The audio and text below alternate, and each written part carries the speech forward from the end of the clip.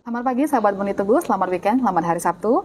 Ketemu kembali dengan saya, Maria Sinambela, host untuk acara Bincang Sehat pada hari ini bersama Rumah Sakit Murni Teguh Memorial Hospital. Nah, saya ini langsung live dari Instagram account @murniteguhhospitals, begitu.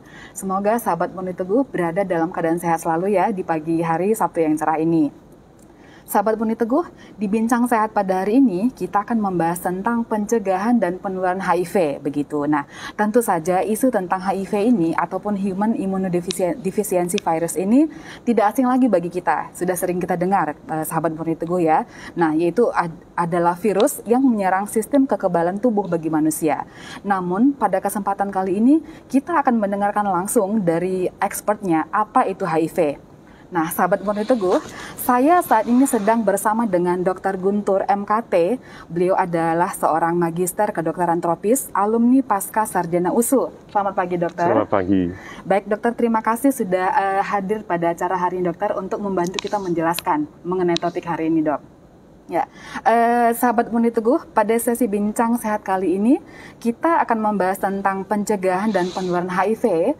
Sepanjang dari sesi Bincang Sehat ini, sahabat Murni Teguh dapat bertanya kepada dokter ataupun mungkin sharing experience ya dokter ya, Boleh. dengan langsung mencantumkan pada kolom chat kita begitu.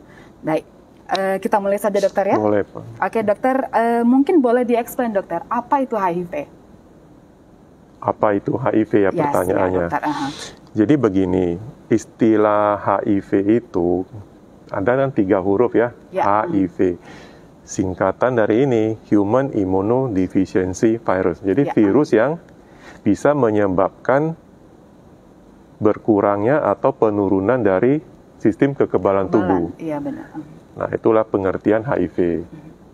Nah, harus dibedakan dengan AIDS, Acquired Immune Deficiency Syndrome. Jadi, kumpulan gejala-gejala akibat dari penurunan sistem kekebalan tubuh. Jadi, bisa muncul penyakit-penyakit yang lain.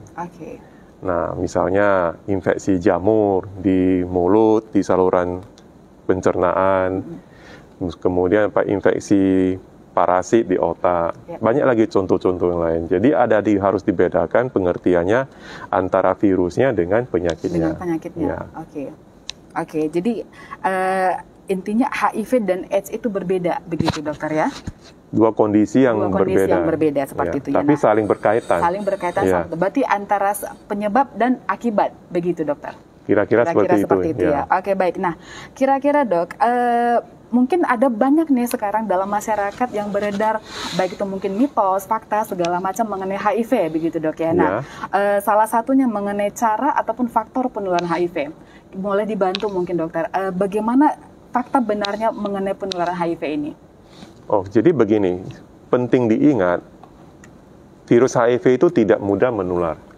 Nah, tapi meskipun demikian, kita tetap harus waspada.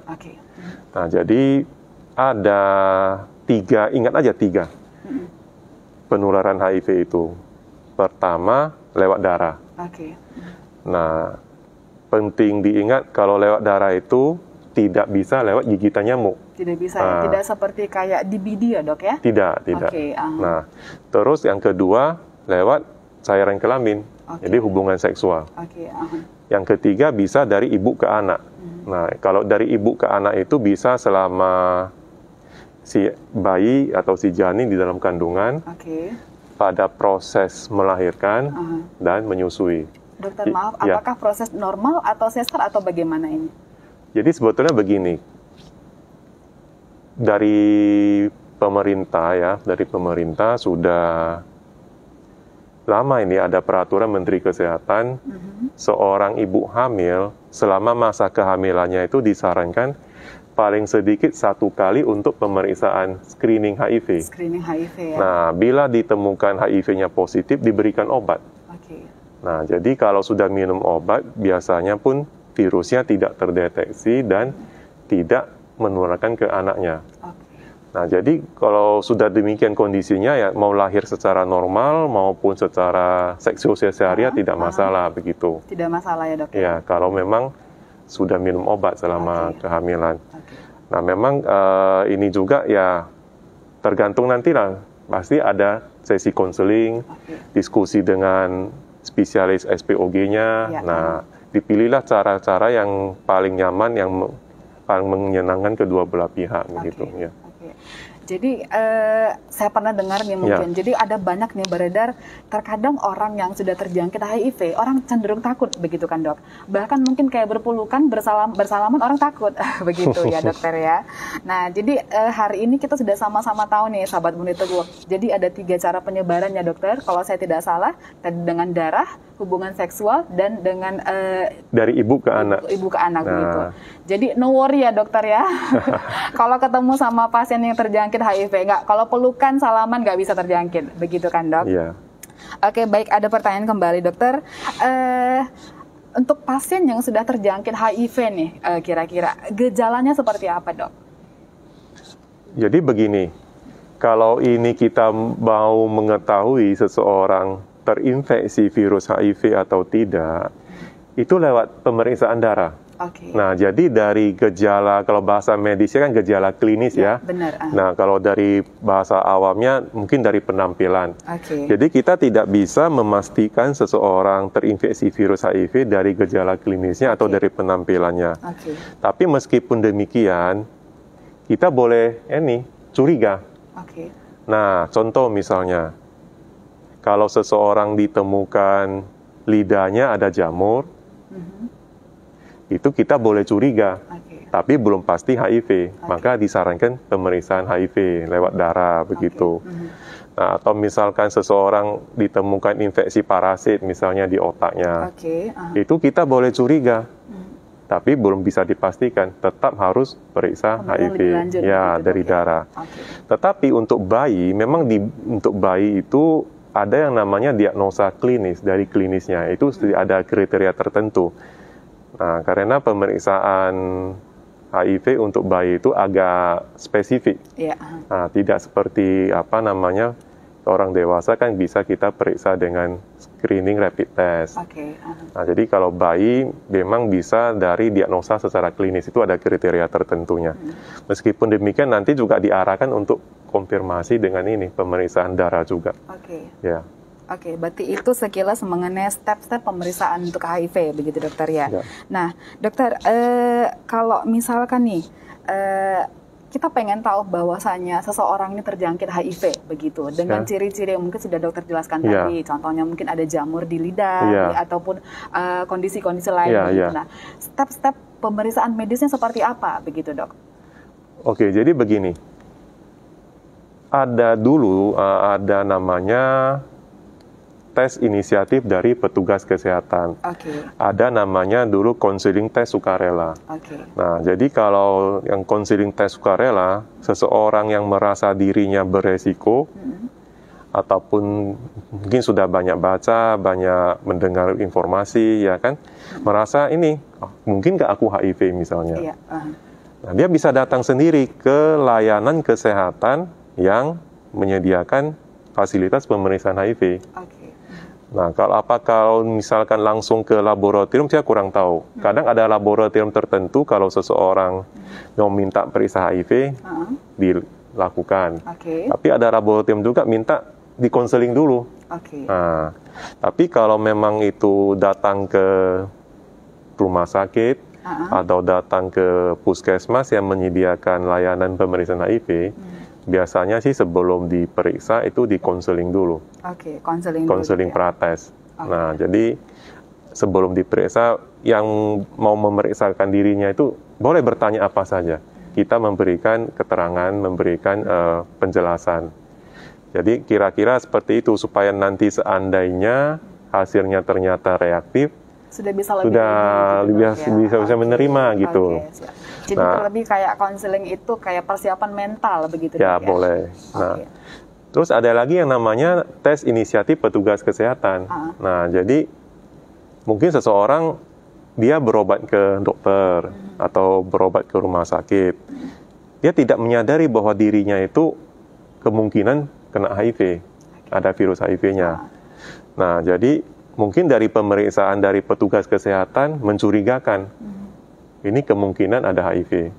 Nah, jadi dari petugas kesehatan bisa mensarankan bapak, ibu, ya, kemungkinan ini ada HIV-nya, bisa terinfeksi virus HIV. Jadi petugas kesehatan menyarankan meminta izin secara lisan.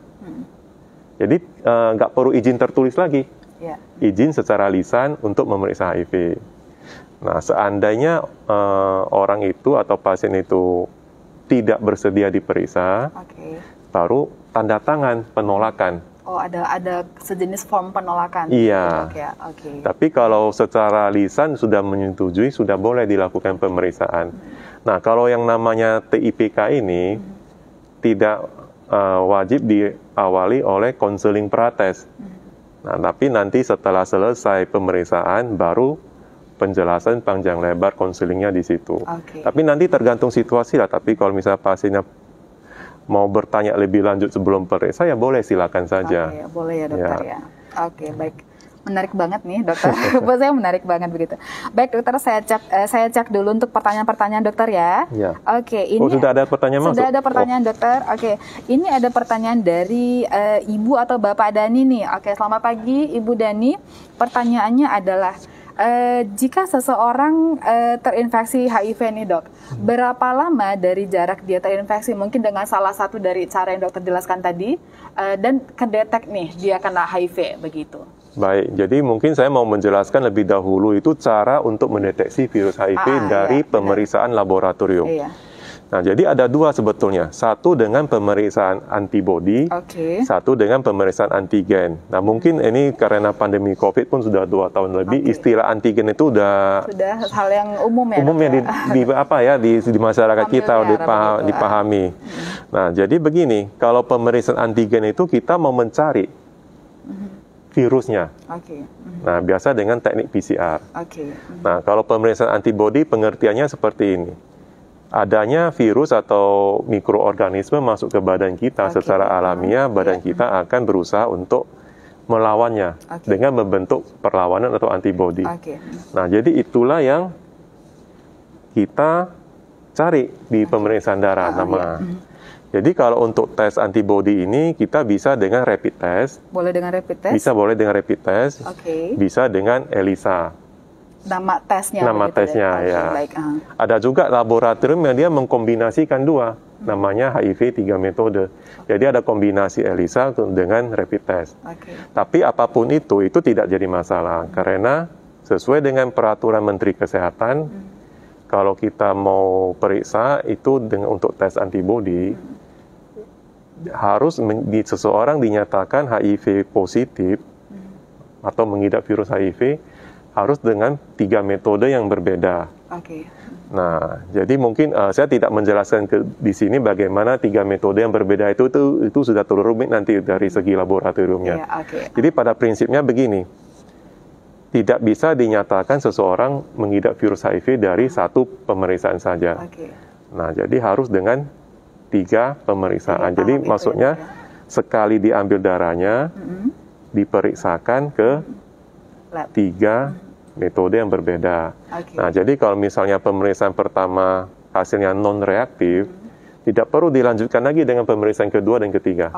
Jadi kalau misalnya pemeriksaan pertama hasilnya reaktif, kita lanjut dengan pemeriksaan yang kedua dan ketiga. Kalau 3 hasilnya reaktif, baru dinyatakan seseorang mengidap virus HIV.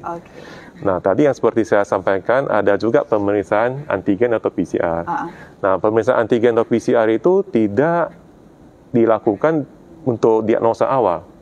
Itu lebih kepada untuk mengetahui keberhasilan pengobatan, jadi untuk follow up pengobatan. Jadi pada pemeriksaan PCR itu kita melihat jumlah virusnya di dalam darah.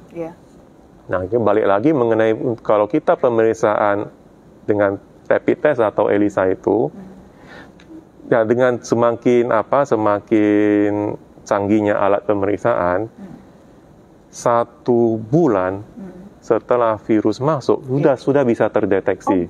Hanya dalam 1 bulan, dokter? Ya, cuma kita tidak tahu apakah di seluruh Indonesia ini alat pemeriksaannya sudah standar atau belum. Nah, memang ya kita tetap mensarankan 3 bulan. Nah, jadi 3 bulan setelah virus itu masuk, kita sudah bisa mendeteksi. Bisa cek, ya? Nah, itu kalau kita dengan tes antibody. Oke.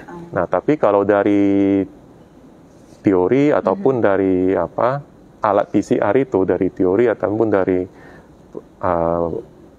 kemampuan alatnya itu kadang bisa 1 minggu, 2 minggu sejak virus masuk sudah bisa terdeteksi. Ya, Dok? Wah, ya. Canggih banget ya, Dokter. Jadi semua ini tergantung ketersediaan alat dan teknologinya. Ya. Jadi secara umum saya buat kesimpulan kalau untuk pemberian PCR itu memang tidak dianjurkan untuk diagnosa awal dan sangat mahal, kita tetap menganjurkan untuk tes antibody dengan rapid test atau ELISA.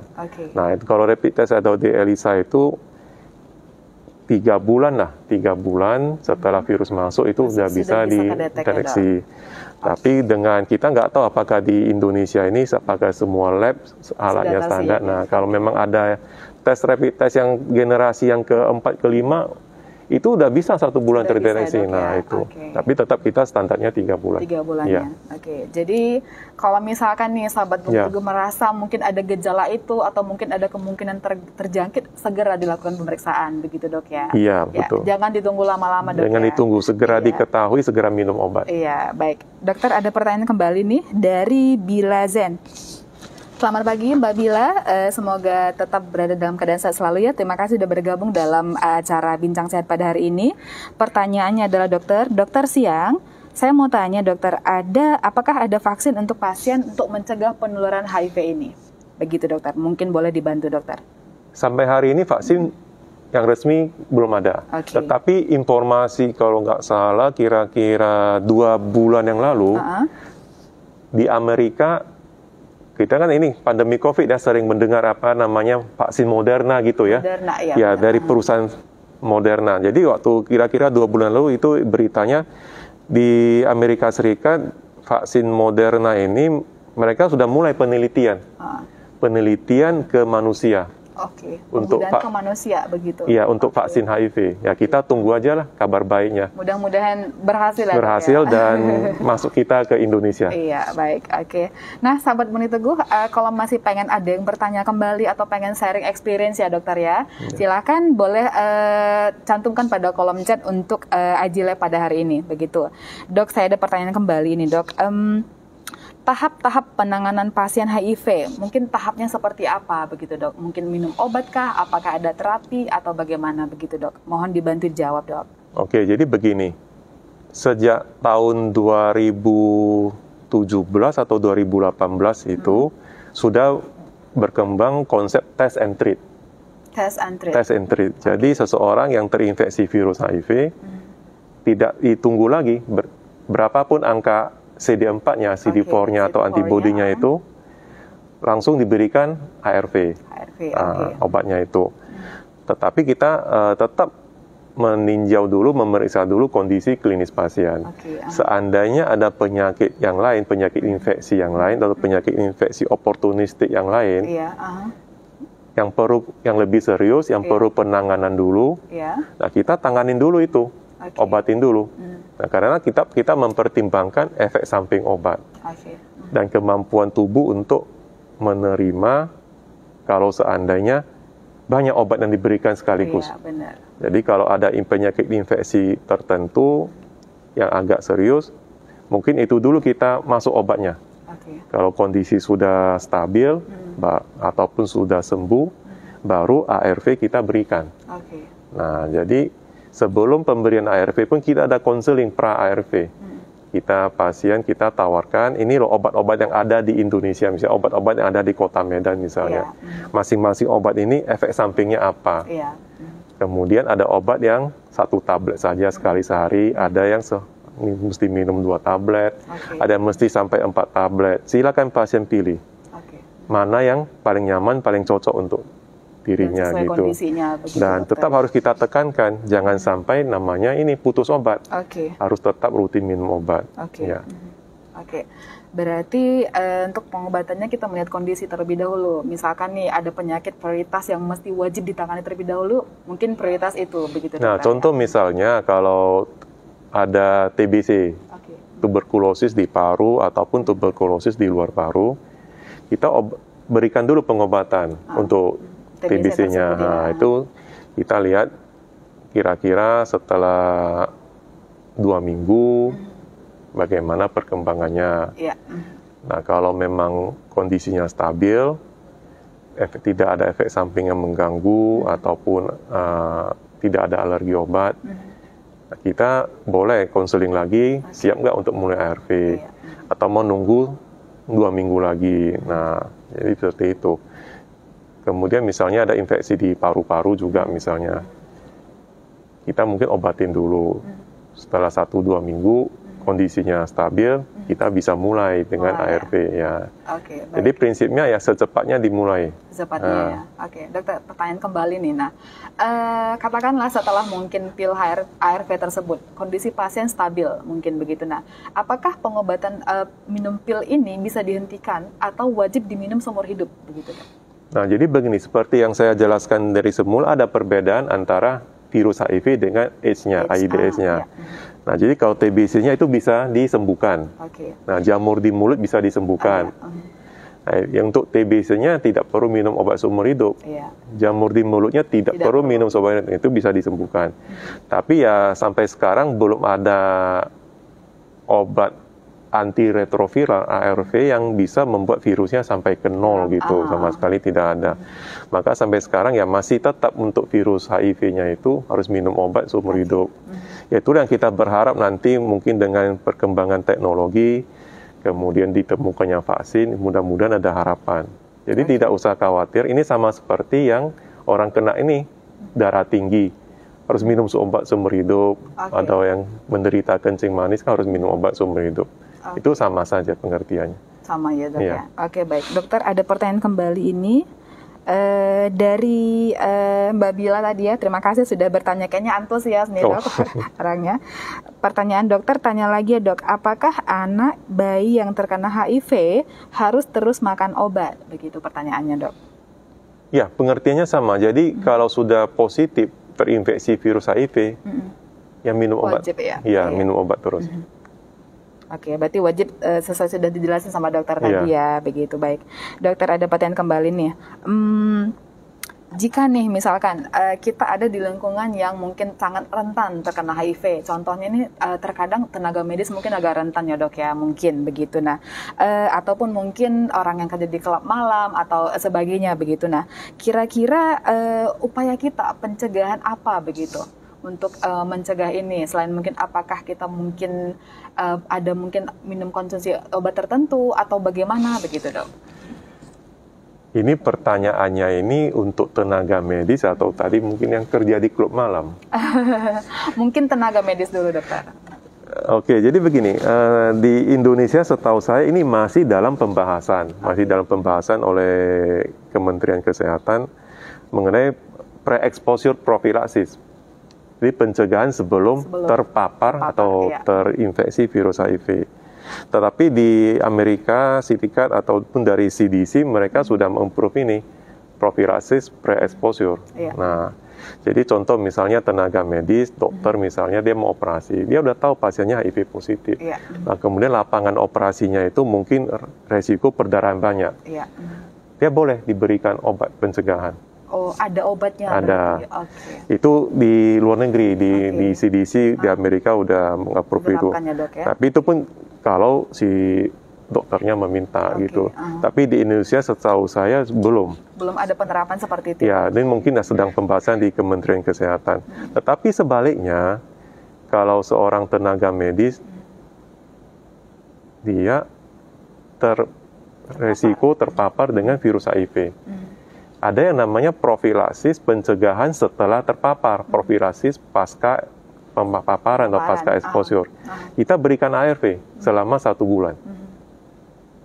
Nah, 1 bulan ya? Iya. Tetap ikutin prosedur, kalau di rumah sakit ada namanya dari program PPI, pencegahan dan pengendalian infeksi. Jadi tetap kita ikut prosedur dari PPI, ada laporan tertulisnya, kemudian konseling dengan dokter di bidang ini ya. Kita berikan ARV selama 1 bulan. 1 bulan ya? Iya. Oke. Oke, baik dokter. Ini kayaknya sudah mulai banyak pertanyaan, artinya ini memang topik yang menarik ya dokter ya. Karena sehari-hari mungkin ada kita hadapi. Ada pertanyaan dokter dari Anemone. Selamat pagi Bapak Ibu Anemone. Terima kasih sudah bergabung dalam acara Bincang Sehat pada pagi hari ini. Pertanyaannya adalah, pagi dokter, izin bertanya, apakah ada makanan ataupun minuman yang tidak boleh kita konsumsi untuk pasien HIV, begitu dok? Jadi sebetulnya begini. Kalau seseorang yang mengidap virus HIV, kondisi klinisnya sudah stabil, seperti orang pada umumnya, orang normal, kita kembali lagi ke masing-masing orangnya. Kalau memang ada keluhan lambungnya, ada keluhan mahnya, hindarilah makanan yang pedas, yang memicu, pedas, asam, atau yang tinggi vitamin C misalnya. Nah, sebetulnya nggak ada juga yang pandangan khusus. Nah, ataupun hindari makanan yang mungkin bisa gampang merangsang iritasi di kerongkongan. Nah, jadi mudah batuk, ini dikiranya HIV-nya berat sehingga batuknya sembuh-sembuh. Rupanya karena makanan. Jadi memang tetap tidak terjangkit HIV pun memang wajib makan makanan sehat. Iya betul. Begitu. Jadi mudah-mudahan jawabannya sudah membantu ya dokter ya. Oke dok, ada yang bertanya kembali ini dok, dari Ibu Moon All Shop Sinulingga. Ibu Sinulingga, selamat pagi. Dokter, bagaimana cara pencegahan HIV terhadap kami ibu rumah tangga? Karena setahu saya, ibu rumah tangga yang baik-baik sudah banyak terkena HIV. Jadi sejenis curhat ini dokter mungkin. Pula dibantu mungkin dokter. Jadi ibu rumah tangga yang baik-baik ya, berarti di rumah terus lah, gak kemana-mana itu. Ya seperti yang saya sampaikan di awal acara kita tadi, cara penurunannya bisa dari transfusi darah, menolak darah lah. Tapi biasanya transfusi darah pun kita nggak terlalu khawatir, sudah ada screening dilakukan oleh PMI. Dan kemudian lewat darah juga tadi ya, pemakaian jarum suntik bersama. Jadi artinya sudah dipakai, disuntikan ke satu orang, kemudian langsung dipakai lagi ke orang lain. Itu pun kalau di sarana pelayanan kesehatan itu pun tidak mungkin. Ya, itu langsung diganti. Langsung ganti yang baru yang steril. Nah, terus dari darah ya ini nyamuk tidak mungkin. Impossible ya. Impossible juga. Nah, jadi dari darah sebetulnya kecil kemungkinan sih ya. Nah, terus dari hubungan seksual. Nah, hubungan seksual ya kita di sini disarankan tetaplah setia ke dalam pasangannya masing-masing ya. Memang di luar negeri, di negara barat ada yang namanya ABC. Apa itu dok? A-nya abstinen. Jadi tidak melakukan hubungan seksual, jadi ya tidak bisa tertular lewat hubungan seksual kan gitu.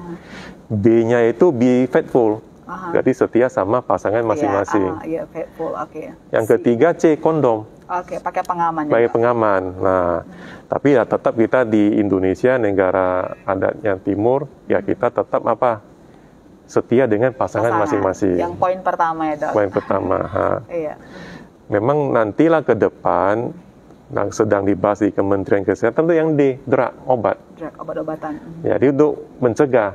Nah, tapi ini saya kira masih agak sulit diterapkan di Indonesia karena masalah etik, masalah moral kita sangat menekankan di situ. Jadi kalau ibu-ibu rumah tangga yang baik-baik di rumah saja ya harusnya no worry. Tidak ada khawatirnya. Nah, kalau mengenai pasangannya kita tidak tahu. Ya, kita berharap juga sama saling-saling menjaga ya. Tapi tetap juga mungkin lifestyle juga dok ya, tetap dijaga begitu ya. Mudah-mudahan sudah cukup membantu jawaban atas pertanyaannya ya Ibu. Dok, saya pengen tanya kembali nih pertanyaan dari saya nih. Jikalau nih ada pasangan suami istri yang sama-sama terjangkit HIV dan sedang dalam masa pengobatan misalnya, kalau secara medis nih untuk mencegah penularan mungkin, apakah itu biasanya keluarga diberitahu, sebaiknya dikasih tahu atau bagaimana baiknya dok? Oh jadi ini pertanyaannya mengenai rahasia ataupun membuka status. Jadi sebetulnya begini, untuk hal-hal yang berkaitan dengan HIV itu lebih susah, lebih complicated ya. Itu berkaitan dengan masalah etik, privacy juga dok. Masalah sosial, masalah privacy. Iya benar. Jadi dari pemerintah pun sudah ada yang mengatur peraturan Menteri Kesehatan nomor 74 tahun 2014. Jadi pada kondisi tertentu boleh membuka status. Nah, jadi memang prinsipnya membuka status harus seizin dari si klien, si pasien ini atau penderita pengidap virus HIV ini. Tapi pada kondisi tertentu dia tidak boleh menutup statusnya. Nah, misalnya seperti ini, tenaga kesehatan, dokter, perawat, petugas laboratorium, misalnya tenaga kesehatan yang menangani si pasien ini, dia berhak tahu. Nah, kemudian ada yang namanya kelompok dukungan sebaya, KDS. Jadi di masyarakat kita itu ada lembaga swadaya masyarakat, LSM. Mereka yang mendampingi tempat curhatnya pasien HIV. Nah, mereka juga berhak tahu. Terus yang ketiga, pasangan seksualnya. Ya, pasangan seksual itu suami atau istrinya. Atau mungkin sudah melakukan hubungan seksual tapi belum menikah. Nah, itu pasangan seksualnya berhak tahu. Ya. Terus yang keempat, kalau misalkan si pasien HIV ini dia masih belum istilahnya belum cakap gitu loh. Belum bisa mandiri, dia masih di bawah asuhan orang lain. Nah, yang mengasuh dia tuh juga berhak tahu. Berhak tahu ya. Ya. Yang kelima mungkin ini. Kelima atau keenam tadi? Yang kelima. Kelima ya. Nah, kondisinya bisa membahayakan orang lain. Misalnya dia satu rumah. Tapi perilakunya itu mungkin agak berisiko, misalnya bisa melukai diri sendiri atau bahkan melukai orang lain. Maka orang satu rumahnya itu berhak tahu. Bisa ada kemungkinan terjangkit ya dokter ya. Ya. Terus yang keenam mungkin ini sesuai dengan apalah, mungkin ada kasus yang sampai ke pengadilan misalnya. Jadi menurut hakim ini harus dibuka ini statusnya. Nah, gitu. Seperti itu. Jadi untuk mencegah penularan, untuk keselamatan keluarga dan lingkungan wajib diberitahu, begitu dokter ya. Nah, ini hati-hati. Tidak ada istilahnya keselamatan lingkungan gitu loh. Tidak ada. Istilah keselamatan lingkungan tidak ada. Nah, cuma kan lingkungan ini pengertian luas, lingkungan yang mana begitu. Benar. Tapi yang kita pegangan kita tetap sama, sesuai dengan peraturan Menteri Kesehatan yang nomor 74 tahun 2014 itu. Baik. Dokter, ada pertanyaan kembali ini dari Ibu Dinda. Pertanyaannya adalah, jadi dokter, jikalau nih ada pasangan suami atau istri yang terjangkit nih terkena HIV. Ini salah satunya ya. Salah satu. Nah, jadi kan namanya suami istri mungkin ya kan tetap melakukan aktivitas seksual begitu dokter Yana. Jadi apakah cara solusinya adalah menggunakan pengaman atau tidak bisa berhubungan kembali atau bagaimana dokter? Jadi tahun 2018 sudah ada hasil penelitian di Amerika Serikat juga. Ada yang namanya U sama dengan U, U sama dengan U. Jadi undetectable sama dengan untransmittable. Jadi tidak terdeteksi virusnya di darah, tidak menularkan lagi lewat hubungan seksual. Nah, jadi pengertian tidak terdeteksi bukan berarti nol, tidak ada sama sekali virusnya, karena tergantung dengan kecanggihan alat yang dipakai. Nah, terus memang secara umum dianggap kalau jumlah virusnya itu kurang dari 200 kopi virus ya dalam 1 cc darah, itu dianggap pengobatannya berhasil. Nah, kalau kurang dari 40 itu sudah undetectable. Nah, jadi yang seperti ini sebetulnya tidak menularkan lagi lewat hubungan seksual. Tapi kita pun hubungan seksual ya dilakukan dengan sangat hati-hati lah, jangan sampai ada istilahnya perlukaan gitu. Nah, kalau mengenai masalah memakai pengaman ya terserah pasangan masing-masing bagaimana kenyamanannya itu. Ya.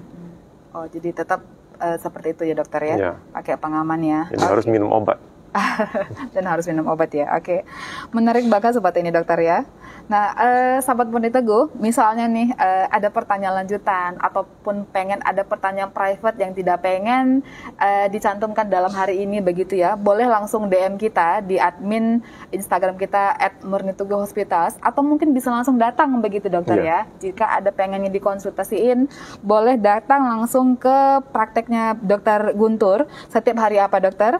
Hari Senin dan Jumat mulai Senin jam sampai Jumat mulai jam 2 dokter ya.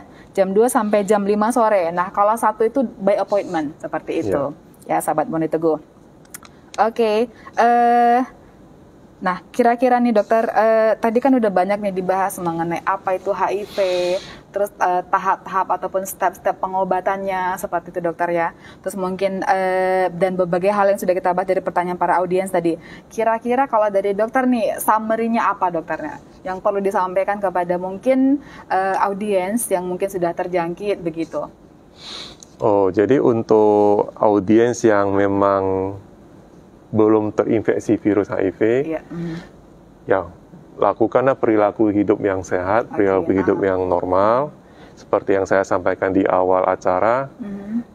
Cara penularan HIV itu bagaimana, ya kan? Nah, jadi hindarilah seperti itu supaya jangan tertular. Nah, kepada teman-teman yang sudah terjangkit virus HIV, jangan putus asa, obat diminum terus. Nah, jadi memang ke depan ada harapan.